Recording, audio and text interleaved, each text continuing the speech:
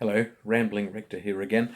I'm continuing my series of talks about St. Paul and his influence on the early church. And we've talked about his Damascene moment, his literally seeing the light as he went to Damascus. We've also discussed a little bit about his early life and about his passion for the gospel and about Christ.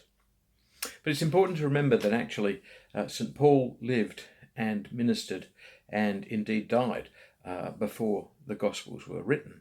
And so therefore a lot of the teaching that we see in his various works is based on his personal experience of the living Christ and those who saw Christ and lived at the same time as him. Of course, Paul didn't live at the same time as Christ. He came on the scene quite a few years later, but he was certainly interacting and talking to people who were eyewitnesses, and they were able to communicate very clearly the message of Christ, and probably remembered, possibly verbatim, and certainly St. Peter is credited with having remembered much of what Jesus spoke, and it is suggested perhaps that much of what St. Peter had said actually appeared in the first Gospel of Mark, on which so much more is based. Anyway, just pulling ourselves back for a moment, back to St. Paul. So it's really important to appreciate that Paul was living in those very exciting times. Jesus had said he would come back, he would judge the world, he would save sinners, he would do all of these things.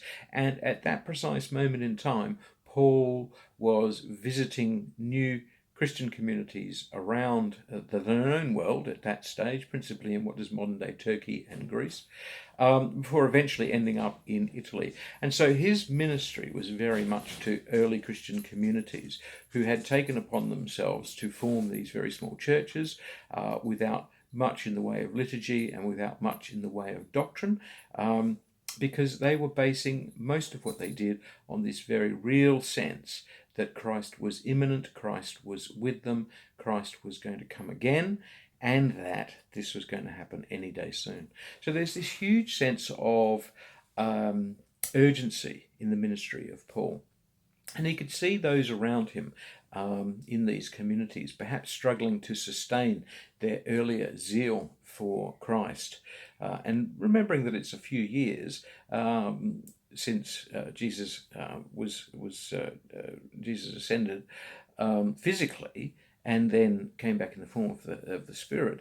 And it was very difficult, perhaps, for those early Christians to maintain that sense of immediacy and urgency. And Paul was very much of the view that this was going to happen. I mean, he was very much of the view that, we should stay single, really, if we possibly can. And if we possibly can't, because we want to do other things with other people, then it's best that we're married. But actually, the ideal was probably to maintain that sense of immediacy and urgency, and not to allow ourselves to stray from the path and therefore wind up on the wrong side of judgment when Christ came again.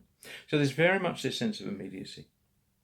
The other key element that's important to remember when we're reading anything by St. Paul is that his ministry was very reactive in the epistles, but very proactive in his evangelism. So he was busily visiting, living with, talking to, explaining to, taking opportunities to present the gospel wherever he was, to whoever he met along the way. But at the same time, what he actually wrote down, and what he wrote down was very limited, but what he had various assistants write down for him was very much more about the responses to concerns and issues in the early churches. And this shouldn't surprise us because, of course, most of the issues that were being raised with Paul were being raised or are still being raised around the globe. Issues about how seemly it is to attend worship, who could be a Christian, who would be invited in, but the abiding and overarching concern that actually things were going to come to a head very, very soon, and we needed to be maintaining an absolute focus on the person of Christ until he came again, which Paul certainly felt was any day now.